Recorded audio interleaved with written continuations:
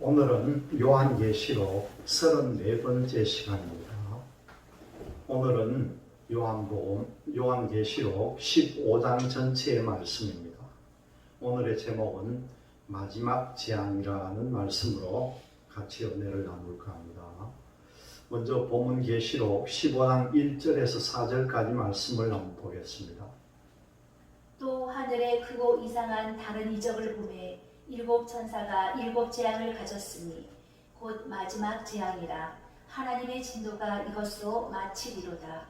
또 내가 보니 불이 섞인 유리 바다 같은 것이 있고 짐승과 그의 우산과 그의 이름의 수를 이기고 벗어난 자들이 유리 바닷가에 서서 하나님의 검은 고를 가지고 하나님의 종 모세의 노래 어린 양의 노래를 불러 가로되 주 하나님 곧 전능하신 이시여 하시는 일이 크고 기이하시도다. 만국의 왕이시여 주의 길이 의롭고 참되시도다. 주여 누가 주의 이름을 두려워하지 아니하며 영화롭게 하지 아니하오리까. 오직 주만 거룩하시니이다. 주의 의로우신 일이 나타났음에 만국이 와서 주께 경배하리다 하더라. 계시록 15장에서 일곱 대접 재앙을 쏟으면은 지구의 심판은 이제 끝이 납니다. 다들 인봉재앙, 나팔재앙, 그리고 대접재앙으로 말씀하고 있습니다. 실질적으로 일어나는 것은 나팔재앙과 대접재앙이 나옵니다. 물론 인봉에 기록된 뜻대로 되는 것은 있습니다. 그러나 나타나는 것은 나팔재앙과 대접재앙으로 나눌 수가 있다는 거죠. 본문의 마지막 재앙은요, 대접재앙이라고 분명히 말씀합니다. 나팔재앙은 끝났느냐? 아니라는 거죠. 일제히 나팔을 불면서 일곱 대접을 쏟습니다. 그리고 일곱째 인을 떼면서 일곱 나팔을 붑니다. 우리가 이 순서를 잘 기억을 해야 합니다. 그러면 일곱째 인을 뗄 때에 일곱 나팔을 불기 시작하고 다음 일곱 나팔을 불므로 일곱 대접재앙을 쏟는다는 것이죠. 일곱 대접재앙을 쏟으면 이 지구의 종말은 끝난다는 것이 본문 말씀 중에 하나입니다.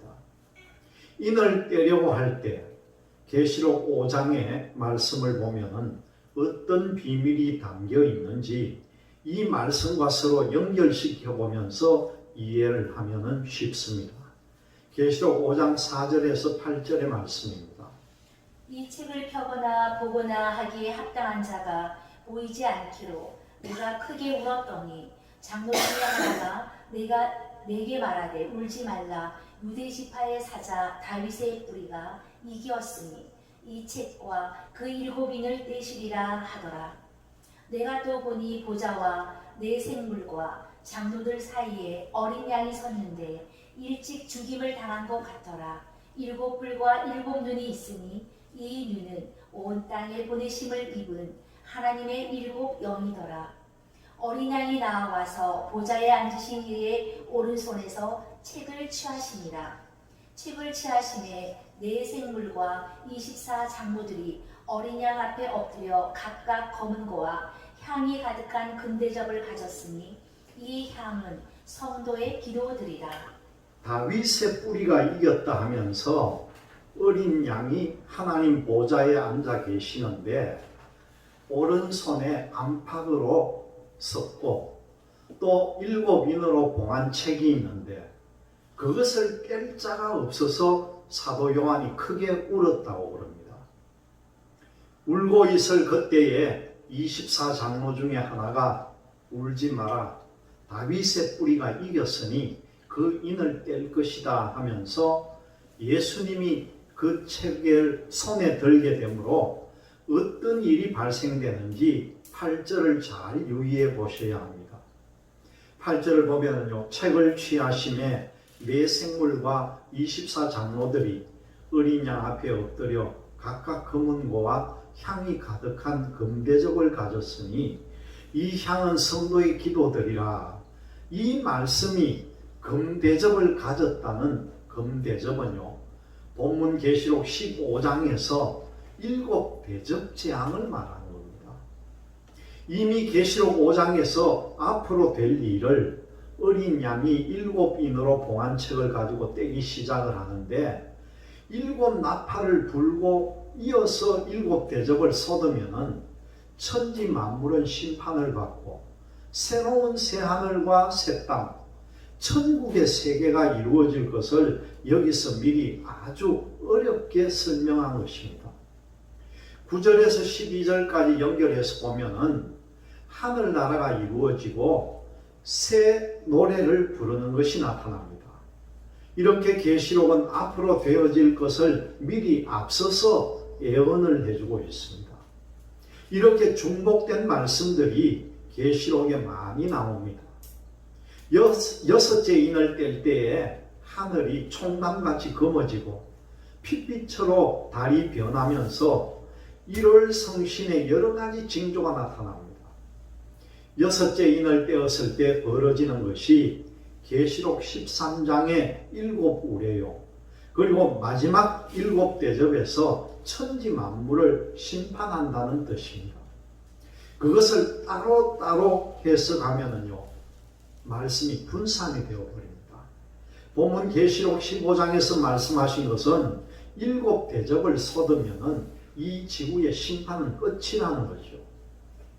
마지막 일곱 대접을 쏟는 것이 계시록 16장 17절에서 나옵니다. 이것이 계시록 6장에서 여섯째 인을 떼었을 때 일이고, 계시록 10장에는 일곱 우레라는 거죠. 이 세 가지는 모두가 똑같습니다. 이렇게 성경을 분산시켜 놓았지만은 내용은 같다는 거죠. 이것을 따로따로 분산시켜서 해석하면은요, 요한계시록 전체가 헝클어집니다. 계시록 15장에서 일곱 대접을 쏟으면은 지구의 심판이 이루어지며 곧 천국이 이루어집니다. 일곱 대접 재앙으로 지구 심판이 이루어지고 또 천국이 이루어진다는 거죠. 일곱 대접 재앙으로 지구 심판을 하면서 새하늘과 새 땅, 천년 세계로 이루어집니다. 계시록 15장은 일곱 대접을 쏟으면 지구가 끝나는 것으로 알면 간단하게 해석되었다고 볼 수가 있습니다. 더 세부적인 것은 계시록 16장에서 마지막으로 이루어질 것을 우리가 먼저 살펴보겠습니다. 계시록 6장 12절에서 17절에요, 어린 양이 일곱 인을 떼었을 때에 여섯째 인을 떼었을 때 기록된 내용이 일곱 대접의 심판으로 이 지구의 멸망이 올 것을 설명한 것입니다. 계시록 6장 12절에서 17절의 말씀입니다. 내가 보니 여섯째 인을 택하실 때에 큰 지진이 나며 해가 총장같이 검어지고 온 달이 피같이 되며 하늘의 별들이 무화과 나무가 대풍에 흔들려 선 과실이 떨어지는 것 같이 땅에 떨어지며 하늘은 종이 축이 말리는 것 같이 떠나가고 각 산과 섬이 제자리에서 옮기우매 땅의 임금들과 왕족들과 장군들과 부자들과 강한 자들과 각종과 자주자가 굴과 산 바위 틈에 숨어 산과 바위에게 이르되 우리 위에 떨어져 보좌에 앉으신 이의 나체서와 어린 양의 진노에서 우리를 가리우라. 그들의 진노의 큰 날이 이르렀으니 누가 능히 서리요 하더라. 여섯째 인을 떼었을 때에 마지막 일곱 대접 재앙입니다. 이것을 계시록 10장에 일곱 우레라 그렇게 말합니다. 일곱 우레를 바라면은 하늘과 땅과 바다와 피조물들이 다 심판을 받는다는 거죠. 계시록 10장 1절에서 7절의 말씀입니다. 내가 또 보니 힘센 다른 천사가 구름을 입고 하늘에서 내려오는데 그 머리 위에 무지개가 있고 그 얼굴은 해 같고 그 발은 불기둥 같으며 그 손에 펴놓은 작은 책을 들고 그 오른발은 바다를 밟고 왼발은 땅을 밟고 사자에 부르짖는 것 같이 큰 소리로 외치니 외칠 때에 일곱 우레가 그 소리를 발하더라. 일곱 우레가 발할 때에 내가 기록하려고 하다가 곧 들으니 하늘에서 소리나서 말하기를 일곱 우레가 바란 것을 임봉하고 기록하지 말라 하더라.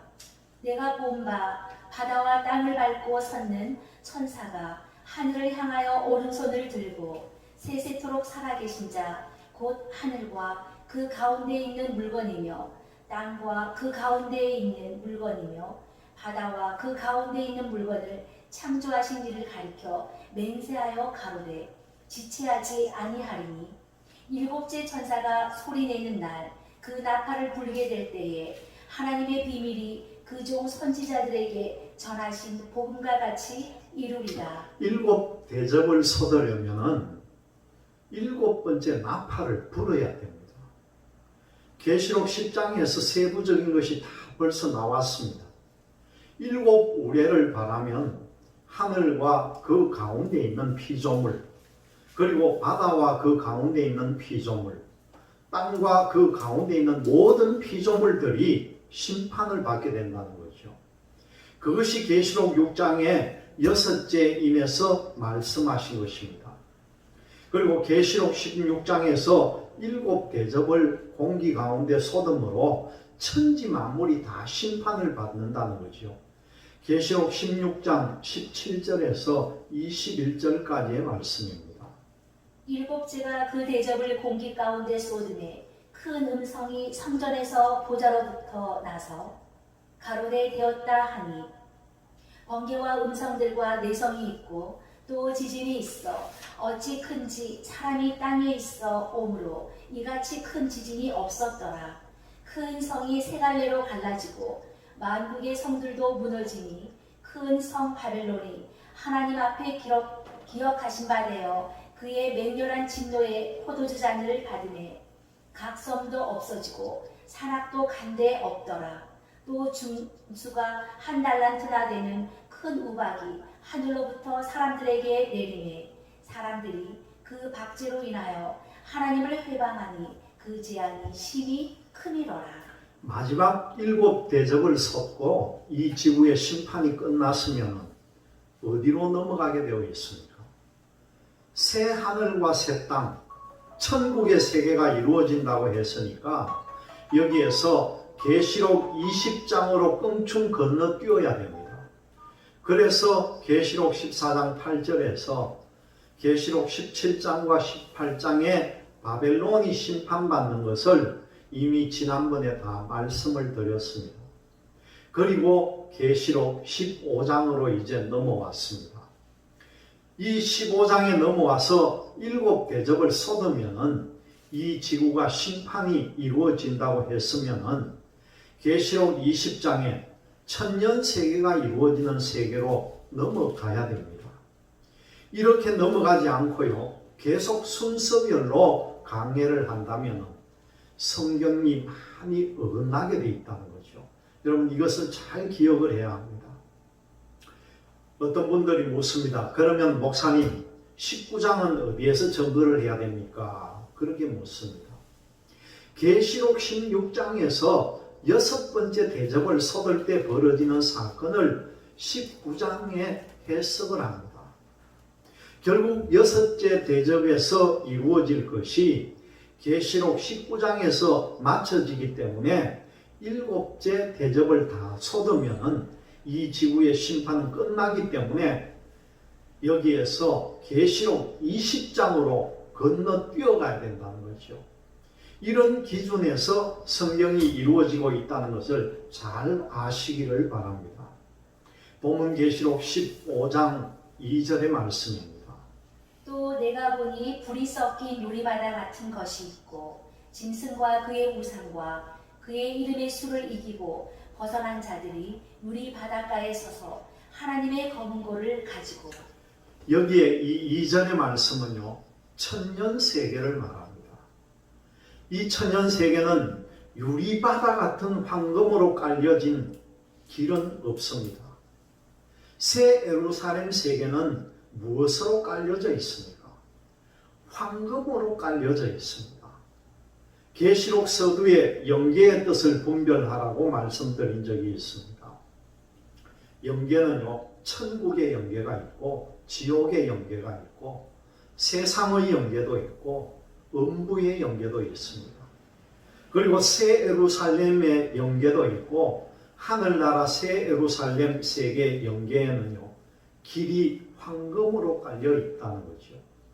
그래서 계시록 21장과 계시록 22장은 우리가 가서 사는 영원한 세계를 기록하고 있습니다.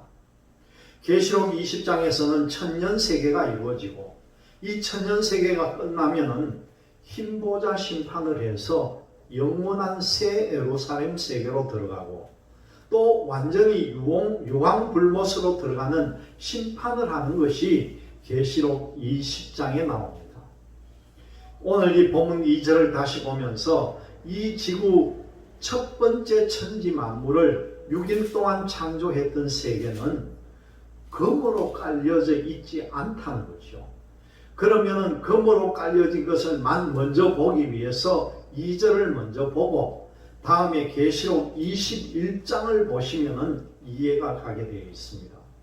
오늘 말씀 또 내가 보니 불이 섞인 유리바다 같은 것이 있고 짐승과 그의 우상과 그의 이름의 수를 이기고 벗어난 자들이 유리바닷가에 서서 하나님의 검은고를 가지고 이 말씀 가운데 유리바다라고 하니까 이것이 무엇일까 의문이 들게 되어 있습니다. 계시록 21장 18절과 21절을 보면은요 황금으로 깔려져 있는 자체를 유리바다 같다 하는 설명이 나오는 게 있습니다. 계시록 21장 18절에서 21절의 말씀입니다. 그 성곽은 벽옥으로 쌓였고 그 성은 정금인데 맑은 유리 같더라. 그 성의 성곽의 기초석은 각색 보석으로 꾸몄는데 첫째 기초석은 벽옥이요 둘째는 남보석이요 셋째는 옥수요 넷째는 녹보석이요 다섯째는 홍마노요 여섯째는 홍보석이요 일곱째는 화목이요 여덟째는 노곡이요 아홉째는 다망옥이요 열째는 비치옥이요 열한째는 청옥이요 열두째는 자정이라. 그 12문은 12진주니 문마다 한 진주요 성의 길은 맑은 유리 같은 정금이더라. 이 정금은요 본문 계시록 15장 2절에는 싹 빼놓았습니다. 유리바다로만 되어 있습니다. 이런 것이 혼돈된다는 거죠. 성경을 보는 법이 있는데 하나님이 어디서 무슨 내용을 말씀을 하시면은 거기서 모든 것을 다 말씀하시지 않고 다른데 성경을 찾아보면은 보충해서 연결되는 것들이 있다는 거죠. 그것을 보고 성경에서 짝을 찾는다 그렇게 말합니다. 본문 계시록 15장 2절에서 4절의 말씀을 다시 보겠습니다. 또 내가 보니 불이 섞인 유리바다 같은 것이 있고 짐승과 그의 우상과 그의 이름의 수를 이기고 벗어난 자들이 유리 바닷가에 서서 하나님의 검은 고를 가지고 하나님의 종 모세의 노래 어린 양의 노래를 불러 가로되 주 하나님 곧 전능하신 이시여 하시는 일이 크고 기이하시도다. 만국의 왕이시여 주의 길이 의롭고 참되시도다. 주여 누가 주의 이름을 두려워하지 아니하며 영원롭게 하지 아니하오리까. 오직 주만 거룩하시니이다. 주의 의로우신 일이 나타났음에 만국이 와서 주께 경배하리이다 하더라. 여기에서 왜 모세의 노래를 불렀다고 했겠습니까? 모세가 이스라엘 백성들을 출애굽시켜서 홍해 바다를 가르고 여러 싸움에서 이기면 하나님 앞에 감사하다고 새 노래를 불렀습니다. 그래서 지구를 완전히 심판하고 새 하늘과 새 땅을 만들어 주었던 그 세계를 거친 후에 유리 바닷가에 가서 짐승의 수를 이기고 벗어난 자들이 하나님께 찬송하는 것을 말합니다. 성경 말씀의 용어는 하나님께서 주셨기 때문에 그 용어를 풀 수 있는 방법은요, 성경에서 성경으로 연결시켜야 풀 수가 있습니다.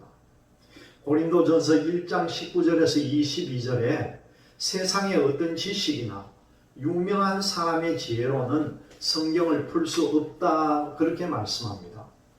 그것을 알게 되므로 하나님 앞에 기도한 것이 무엇입니까?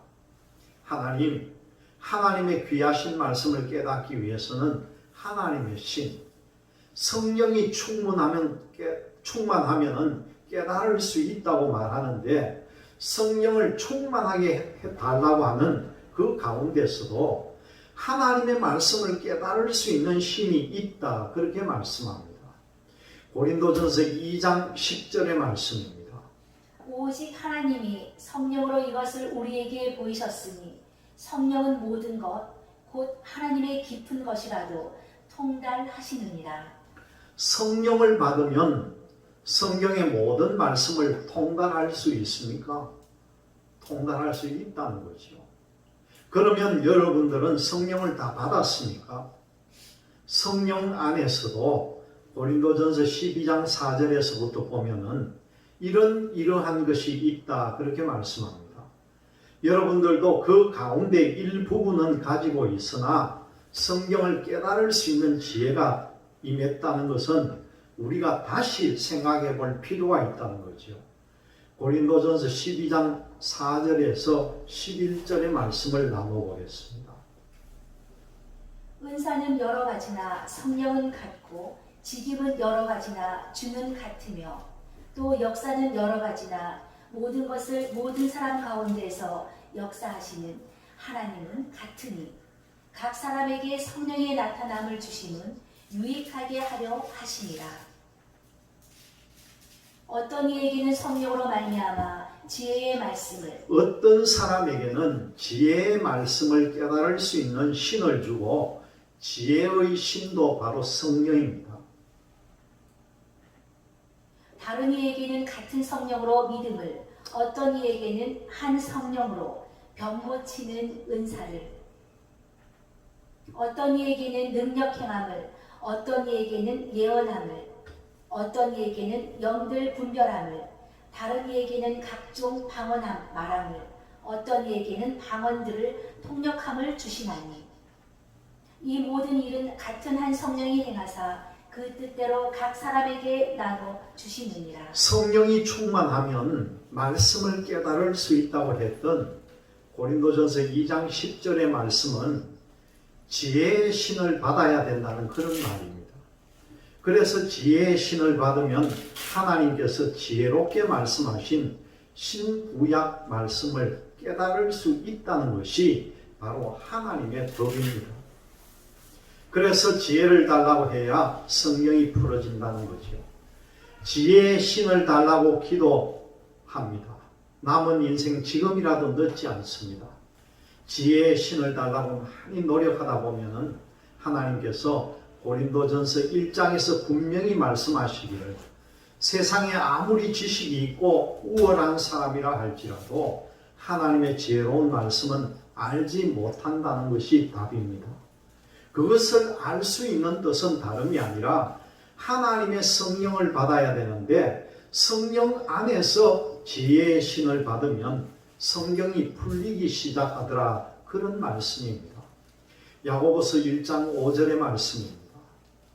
너희 중에 누구든지 지혜가 부족하거든 모든 사람에게 후히 주시고 꾸짖지 아니하시는 하나님께 구하라. 그리하면 주시리라. 하나님은 이 땅에서 구원받은 백성들이 기도하기를 제일 먼저 하나님을 알기를 원하는 그런 기도를 원합니다. 지혜를 달라고 하면 하나님이 말씀을 깨닫게 해주신다는 거죠. 요한복음 17장 3절에 보면은요, 영생은 유일하신 참 하나님과 그의 보내신 자 예수 그리스도를 아는 것이 영생이다, 그렇게 말씀합니다. 하나님을 아는 것은 지혜의 신을 받아야만 알 수 있다는 거죠. 하나님의 성령의 본바탕은 거짓말을 못하고 정직한 영이라는 겁니다. 그리고 공의로운 하나님입니다. 하나님은 거짓말을 못하니까 한 번 약속한 것은요, 어기지를 못하시는 분입니다. 하나님은 이스라엘 백성들에게 젖과 꿀이 흐르는 가나안 땅을 준다고 약속을 했습니다. 그런데도 인간적인 생각으로 정탐을 하고 온 후에 우리는 거기 갈 수 없다, 그렇게 말합니다. 왜 우리를 애굽에서 이끌어내어 여기까지 와서 죽이려나 하면서 원망을 합니다. 그러니 이스라엘 백성들이 하나님을 알았습니까? 몰랐습니까? 몰랐다는 거죠. 그와 같은 것입니다. 여러분들은 지혜를 달라고 기도하시기를 바랍니다.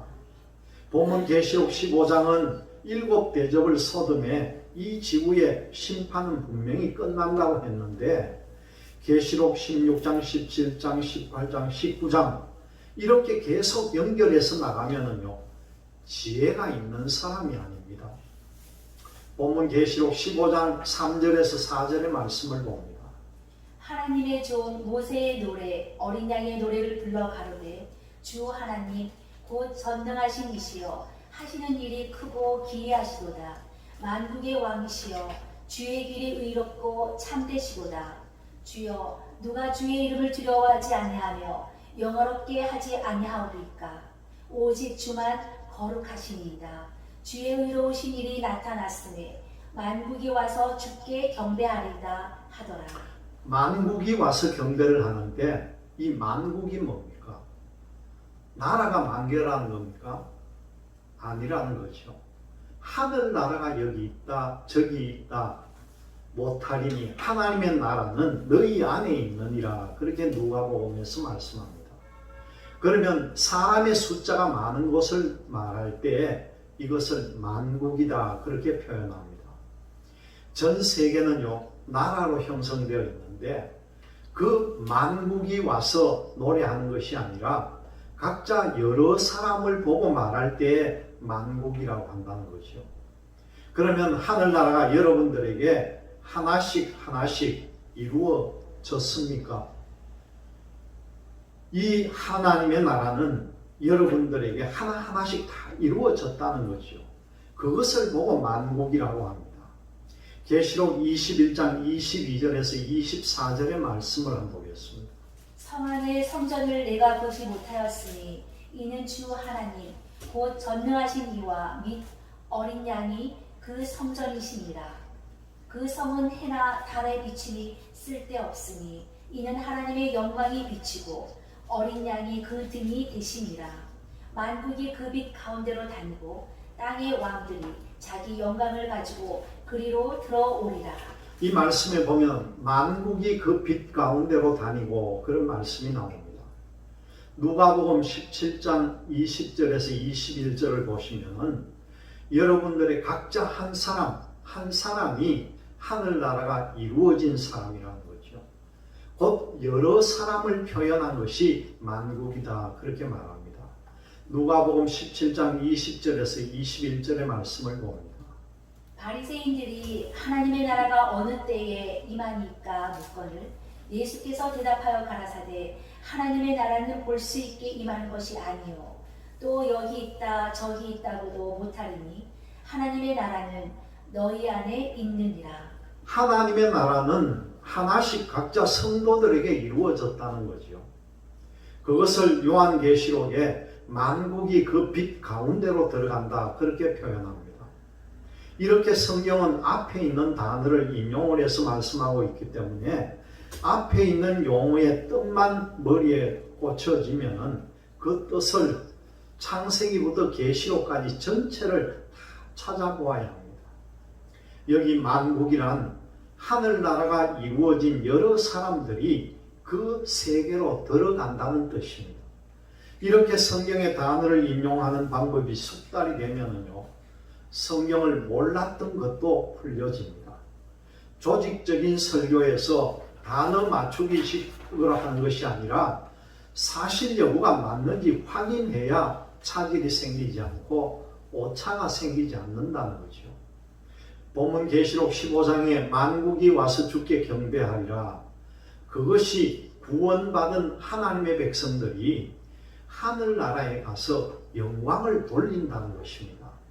우리도 하늘나라 가서 영원토록 하나님을 섬기게 되어 있다는 거죠. 계시록 7장 9절에서 15절의 말씀을 나눕니다. 이일 후에 내가 보니 각 나라와 족속과 백성과 방언에서 아무라도 능히 셀 수 없는 큰 무리가 흰 옷을 입고 손에 종려가지를 들고 보좌 앞과 어린 양 앞에 서서 큰 소리로 외쳐 가로되 구원하심이 보좌에 앉으신 우리 하나님과 어린 양에게 있도다 하니. 큰 무리가 흰 옷을 입고 종려나무 가지를 들고 있는데 그 종려나무의 가지의 뜻은 의인이 번성하리라는 그런 뜻입니다. 또 백향목도 성경에 많이 나오는데 이 백향목은요 하늘로 치솟는 것이라는 거죠. 너희들의 믿음이 계속 곧장 하늘나라를 향해 자라난다는 그런 표현입니다. 또 모세가 가시떨기에 불이 붙었던 뜻도 이 가시나무는 땅에서부터 한 줄기가 올라와서 가지를 뻗는 것이 아니라 땅에서부터 여러 줄기가 올라와서 가지를 뻗습니다. 그 뜻이 뭐겠습니까? 이스라엘 백성들이 가나안 땅에서 애굽 땅으로 들어갈 때에 12지파가 들어가서 거기서 많은 사람들이 번성하게 되었습니다. 그 가운데 바로 왕 밑에서 고난과 고통 속에 있다는 것을 보여줍니다. 이렇게 어떤 사물의 물체를 비유했을 때에 분석을 잘 하면 하나님의 뜻이 정확하게 나온다는 거죠. 모든 천사가 보좌와 장로들과 내 생물의 주위에 섰다가 보좌 앞에 엎드려 얼굴을 대고 하나님께 경배하여 가로되 아멘. 찬송과 영광과 지혜와 감사와 존귀와 능력과 힘이 우리 하나님께 세세토록 있을지로다. 아멘 하더라. 장로 중에 하나가 응답하여 내게 이르되 이 흰옷 입은 자들이 누구며 또 어디서 왔느뇨. 내가 가로되 내 주여 당신이 알리이다 하니 그가 나더러 이르되 이는 큰 환난에서 나오는 자들인데 어린 양의 피에 그 옷을 씻어 희게 하였느니라. 각 나라와 족속과 백성과 방언에서 능히 셀 수 없는 무리들이 큰 환난에서 나오는 자들인데 그러므로 그들이 하나님의 보좌 앞에 있고 또 그의 성전에서 밤낮 하나님을 섬기매 보좌에 앉으신 이가 그들 위에 장막을 치시리니. 구원받은 백성들이 하나님의 보좌 앞에서 밤낮 하나님을 섬깁니다. 하나님을 섬기는 것이 무엇입니까? 찬송이라는 거죠. 그러면 밤낮 없이 찬송만 부르고 즐기는 낙은 없습니까? 즐거운 낙도 있다는 겁니다. 12족속을 만들어 놓고 12사도들을 만들어 놓은 이유가 바로 그것입니다. 여러분 하늘나라에도 12달이 있습니다. 한 달에 한 지파, 한 반열씩 따라가면서 1년에 한 번씩만 찬송을 부르면 됩니다. 그것이 하나님을 섬기는 것이죠. 평생 밤낮 없이 섬긴다면 이유가 맞지 않다는 거죠. 만국이 거기 들어가서 무엇을 하느냐? 모세가 이스라엘 백성들을 이끌고 인도할 때 홍해 바다를 가르고 바로 왕이 따라와서 죽이려고 했을 때에 그들을 홍해 바다에 수장을 시키니까 그 모세의 누나 미디암이요 소고를 들고 춤을 추면서 새 노래를 불렀던 것이 하나님은 전지전능하시도다, 하나님은 위대하시도다, 이런 새 노래를 불렀다는 거죠. 그와 마찬가지로 세상을 심판하면 이 출애굽기 15장 1절에서부터 18절까지 나오는 모세의 노래가 바로 새 노래라는 겁니다. 요한계시록 14장 1절에서 3절의 말씀을 보겠습니다. 또 내가 보니 어린 양이 시온에 섰고 그와 함께 14만 4천이 섰는데 그 이마에 어린 양의 이름과 그 아버지의 이름을 쓴 것이 있도다. 내가 하늘에서 나는 소리를 들으니 많은 물소리도 같고 큰 뇌성도 같은데 내게 들리는 소리는 검은 곳 타는 자들의 그 검은 곳 타는 것 같더라. 저희가 보좌와 내 생물과 장로들 앞에서 새 노래를 부르니 땅에서 구속함을 얻은 14만 4천인 밖에는 능히 이 노래를 배울 자가 없더라. 14만 4천인 밖에는 새 노래를 못 부릅니다. 12사도의 반열을 따라서 1만 2천 명씩 됩니다. 하늘나라에 가서 새 노래를 부르려면 자격이 어떻게 되느냐? 아무리 음치라고 해도요, 순교할 수 있도록 해주시면은 나도 그때 가서 새 노래를 부를 수 있을 것 같다는 거죠. 여러분들도 순교할 수 있는 그릇이 되면은 이 새 노래를 부를 수 있는 반열에 들어가서 영원토록 왕노릇한다는 것이 계시록 14장에 나오는 새 노래를 부를 사람들입니다. 사도 바울이 그것을 알고요, 표대를 정해놓고 달려갔던 것입니다. 사도 바울은 어떠하든지 예수 그리스도와 같이 부활되기를 원하는 그런 목표를 가지고 신앙했던 사람입니다. 그렇게 되면은 천국에는 넉넉하게 들어갑니다. 본문 계시록 15장에서 만국이 와서 주께 경배하리라는 가운데 새 노래를 부를 사람이 있고 새 노래를 부르지 못하고 평범하게 새 노래를 받아서 부를 사람도 있습니다. 여러분들은 어느 반열에 들어가기를 원하십니까? 여러분들은 욕심이 아마 많을 것 같습니다. 신앙의 욕심은요, 가져도 좋다는 거죠. 어차피 천국 간다면은 새 노래를 부를 수 있는 자리에 들어가는 것이 안 좋겠습니까? 그런데 하나님이 그렇게 해 주셔야 된다는 거죠. 그 기준은 어떻게 그릇을 닦아야 하나님이 순교시켜 준다는 기준의 범위 안에 들어갈 때에 순교가 이루어지는 것이지, 그 범위를 벗어나면은 구원받는 자리밖에 안 된다는 겁니다. 이런 것을 잘 참고해서 아시기를 바랍니다. 본문 계시록 15장 5절의 말씀입니다. 또 2일 후에 내가 보니 하늘의 증거 장막의 성전이 열리며. 다시 사도 요한에게 보여주었는데 하늘의 증거 장막의 성전이 열렸다는 겁니다. 이 뜻은 모세를 통해서 시내 광야에서 하나님을 섬기는 성막을 만들었습니다.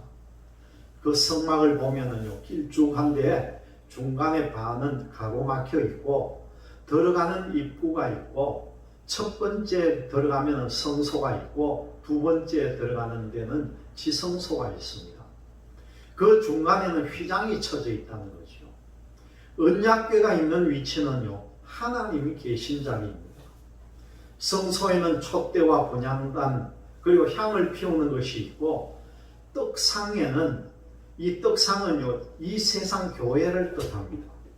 이 교회에서 중간에 가로막힌 휘장을 뚫고 올라가야 보좌 세계로 올라갈 수가 있다는 겁니다. 오늘 이 계시록 15장 5절 말씀에 또 2일 후에 내가 보니 하늘의 증거 장막의 성전이 열리며, 이 말씀이 하나님의 보좌 세계에도 이 땅에서 모세를 통해서 성막을 지으라고 그렇게 말씀했던 것처럼 하늘나라에도 그대로 있다는 거죠. 이 땅에서 지었던 것은 하늘나라에 있는 모형과 그림자라고 생각하시기를 바랍니다. 그림자이면은 분명히 실체가 있기 마련입니다. 계시록 6장에 순교당한 사람들이 제단 아래에서 하나님 앞에 신언을 한다, 그렇게 했습니다. 그 제단이 어디입니까? 이치적으로는 우리가 섬기는 교회가 지상에 있든 지하에 있든 어디에 있을지라도 하늘나라 제단 아래에 있는 것입니다. 이런 것이 오해가 되지 않도록 주의해야 합니다. 히브리서 9장 1절에서 5절의 말씀을 한번 봅니다. 첫 언약에도 섬기는 예법과 세상에 속한 성소가 있더라. 예비한 첫 장막이 있고 그 안에 등대와 상과 진설병이 있으니 이는 성소라 일컫고, 또 둘째 휘장 뒤에 있는 장막을 지성소라 일컫나니 금향로와 사면을 금으로 싼 언약궤가 있고 그 안에 만나를 담은 금 항아리와 아론의 쌍난 지팡이와 언약의 비석들이 있고 그 위에 속죄소를 덮는 영광의 그룹들이 있으니 이것들에 관하여는 이제 낱낱이 말할 수 없노라. 첫 장막에는 등대가 있습니다. 이 등대가 뭡니까? 7 촛대가 있고 다음에는 진설병 떡 12덩어리, 그 다음에 향을 피우는 분향단이 있고 둘째 휘장 뒤에는요, 금향로와 사면을 산 언약궤가 있습니다. 언약궤 안에는 뭐가 들어있습니까? 바로 하나님의 말씀이 들어 있습니다. 요한복음 1장 1절에 태초에 말씀이 계시니라. 이 말씀이 하나님과 함께 계셨으니 이 말씀은 곧 하나님이시라. 언약궤가 있는 자체가 하나님이 계신 곳이란 거죠. 하나님께서 언약궤를 통해서 모세야 내가 이스라엘 백성들 12지파를 동서사방 각 3지파씩 나누어서 진을 치게 만들고 너는 나와 함께 늘 이 언약궤에서 만나자. 그렇게 하면서 만납니다. 거기에는 낮에는 구름 기둥, 밤에는 불 기둥, 그리고 성막을 알면은 계시록을 푸는데 아주 유익하다는 거죠. 본문에서 하나님의 성전에 장막이 열리니 하면은 하나님이 앉아 계시는 보좌가 열린다는 뜻입니다. 성소와 지성소 중간에 가로막힌 휘장은 하나님이 계신 보좌 세계와 이 땅과 중간에 가로막힌 휘장입니다. 예수님이 십자가에서 운명하실 때에 휘장이 위에서부터 아래까지 쫙 찢어졌습니다. 성소와 지성소 사이에 있는 중간에 휘장이 찢어졌다는 거죠. 그것이 찢어짐으로 하늘나라 가는 길이 열렸다는 사실입니다. 그 전에는 그러면 안 열렸다는 거죠. 그래서 예수님께서 뭐라고 말씀하십니까? 요한복음 14장 6절 보면요. 내가 곧 길이요 진리다. 그리고 생명이다. 그렇게 말씀합니다. 내가 십자가를 져서 죽어야만이 하늘나라 가는 길이 열리는데 그 휘장이 이 예수님의 육체라고 그렇게 말씀합니다. 그래서 짐승을 잡아서 대속죄 일대에 피를 휘장에다가 뿌리는 거죠. 그 피가 언약의 피요 예수님의 피라는 겁니다. 예수님이 십자가에 피 흘려 죽음으로 하늘나라 가는 길이 열리고 휘장이 갈라지는 이유가 바로 그런 뜻이라는 거죠. 히브리서 10장 19절에서 20절의 말씀입니다. 그러므로 형제들아 우리가 예수의 피를 힘입어 성소에 들어갈 담력을 얻었나니 그 길은 우리를 위하여 휘장 가운데로 열어놓으신 새롭고 산 길이요 휘장은 곧 저의 육체니라. 천국 가는 길이 열렸다는 거죠. 휘장은 곧 저의 육체니라. 이 저의 육체가 바로 예수님을 말합니다. 예수님이 십자가에서 운명하시면서 휘장이 위에서부터 아래까지 찢어져서 둘로 나누어지고 하늘나라 가는 길이 열리면서 그때 오른쪽 강도는요. 오늘 네가 나와 함께 낙원에 간다고 보내고 자던 성도들의 몸이 많이 일어나되 예수의 부활 후에 부활되었다. 그렇게 말씀합니다. 그러면 구약시대 때에 선지자들 유명한 사람들이 이 땅에서 살다가 나이가 많아서 죽었습니다. 그 사람들이 죽어서 곧바로 천국에 갔겠습니까? 못 갔다는 거죠. 그래서 조상에게로 돌아가니라 열조에게로 돌아가자니라 그렇게 성경은 말합니다. 마태복음 27장 45절에서 53절의 말씀을 나눕니다. 제6시로부터 온 땅에 어둠이 임하여 제9시까지 계속하더니 제9시 즈음에 예수께서 크게 소리질러 가라사대 엘리 엘리 라마 사박다니 하시니 이는 곧 나의 하나님 나의 하나님 어찌하여 나를 버리셨나이까 하는 뜻이라. 거기 섰던 자 중 어떤 이들이 듣고 가로되 이 사람이 엘리야를 부른다 하고 그 중에 한 사람이 곧 달려가서 해움을 가지고 신 포도주를 머금게 하여 갈대에 깨어 마시우거늘 그 남은 사람들이 가로되 가만두어라 엘리야가 와서 저를 구원하나 보자 하더라. 예수께서 다시 크게 소리 지르시고 영원히 떠나시다. 이에 성소 휘장이 위로부터 아래까지 찢어져 둘이 되고 땅이 진동하며 바위가 터지고 성소와 지성소 사이에는 이 사이에 있던 휘장이 찢어질 것입니다. 히브리서 10장에서 휘장이 예수님의 육체라 그렇게 말씀했습니다. 예수님이 운명하니까 휘장이 찢어진 이유가 바로 그것입니다. 이 구약시대 때 성막 중간에 있는 휘장에 피를 7번 뿌렸던 짐승의 피가 예수님이 피를 흘려 죽어주면은 하늘나라 가는 언약궤가 보이는 장막이 열리면서 하늘나라 가는 길이 열린다는 뜻이죠. 그 전에는 한 사람도 천국에 가지를 못했다는 겁니다. 살아서 변화를 받아서 갔던 엘리야 외에는 죽어서 간 사람이 없습니다. 그것을 누가복음에서 홍포 입은 부자와 거지 나사로 비유인데 그 말씀을 가지고 자꾸 같다고 우깁니다. 무덤들이 열리며 자던 성도의 몸이 많이 일어나되. 이 말씀은요, 예수님이 3년 동안 복음을 전할 때 믿고 죽었던 사람은 아닙니다.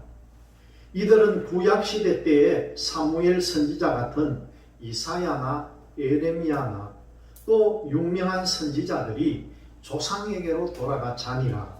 이것은 영적으로 해석할 것이 아니라 있는 그대로 보시면 됩니다.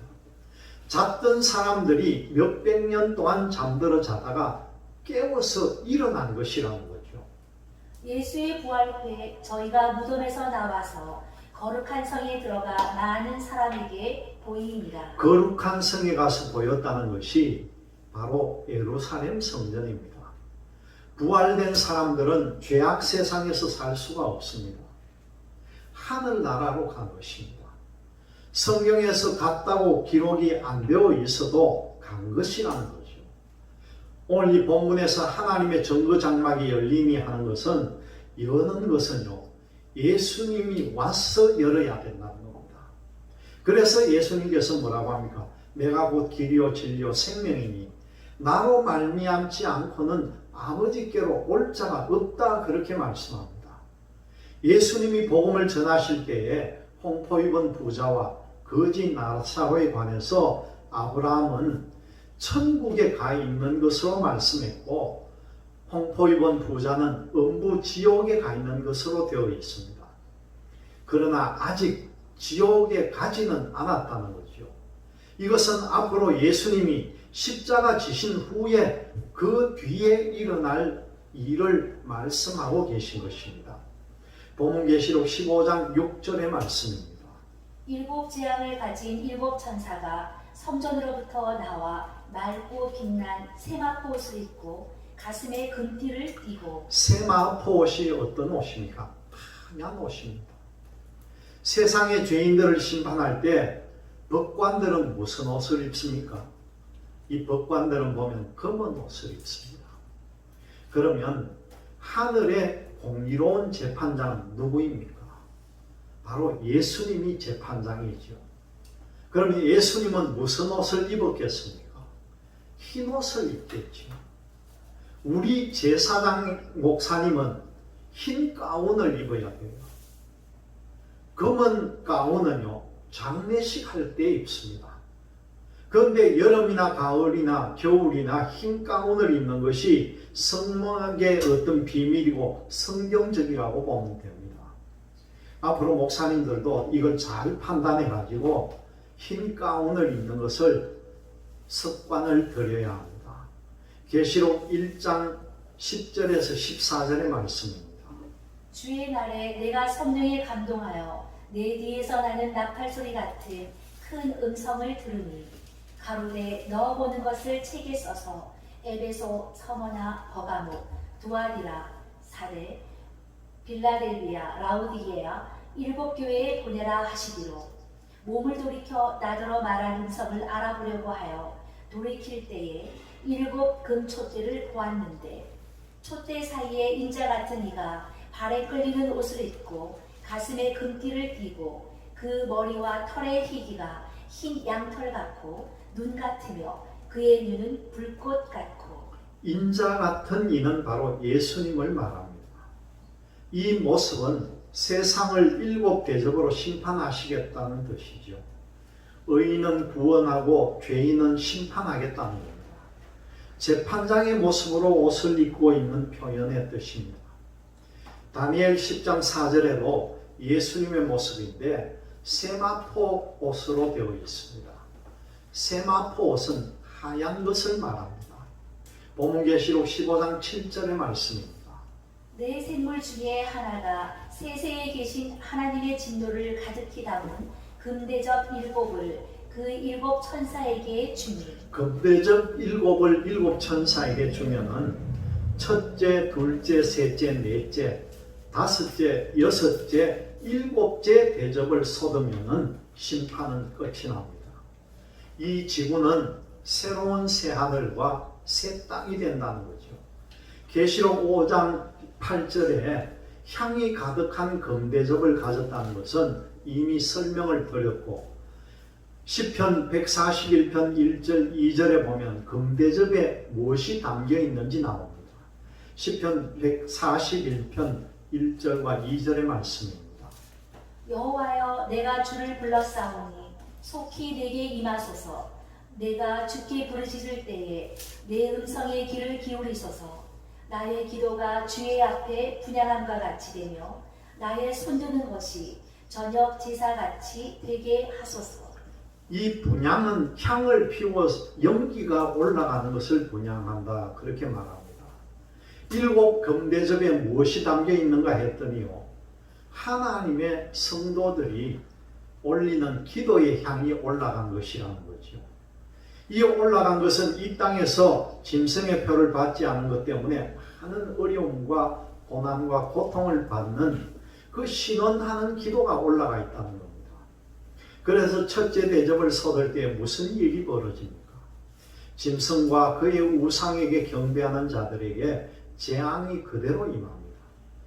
구약에서는 이는 이로 눈은 눈으로 갚아라, 그런 말씀도 있습니다. 그 이유는 다시는 그런 범죄를 하지 않기 위해서 행한 대로 그들을 갚아줬다는 거죠. 그것은 행한 대로 갚아준다는 교훈도 됩니다. 신약에 와서는 너희는 그렇게 하지 말아라. 너희들의 억울함을 하나님 앞에 기도해라. 그러면 억울한 심판은 여호와께 맡기라, 그렇게 말씀합니다. 여호와께 맡겨야 내가 죄를 안 짓는다는 거죠. 나에게 악하게 한 사람을 내가 정당방위로 그들과 싸우면은 그 사람 때문에 내가 죄를 지을 수밖에 없다는 겁니다. 그래서 우리는 악을 악으로 갚지 말고 악을 대신 선으로 갚으면은 대신 대접 제한으로 그들에게 하나님께서 다 갚아준다는 그런 뜻입니다. 여러분들은 지금까지 예수를 믿는 것 때문에 억울함을 당했다면은 고난과 고통으로 해소했던 그 소리가 하나님의 금대접에요 다 담겨져 있다는 것입니다. 그 내용을 따라서 심판이 이루어진다는 사실이죠. 오늘 계시록 15장 8절의 말씀입니다. 하나님의 영광과 능력을 인하여 성전의 연기가 차게 되매 7 천사의 7 재앙이 마치기까지는 성전에 능히 들어갈 자가 없더라. 하나님이 심판할 때에는 정거장막에 성전을 보였다, 그렇게 했습니다. 거기서 하나님의 신의 영광이 꽉 차기 때문에 두려워서 아무도 들어가 말릴 사람이 없었습니다.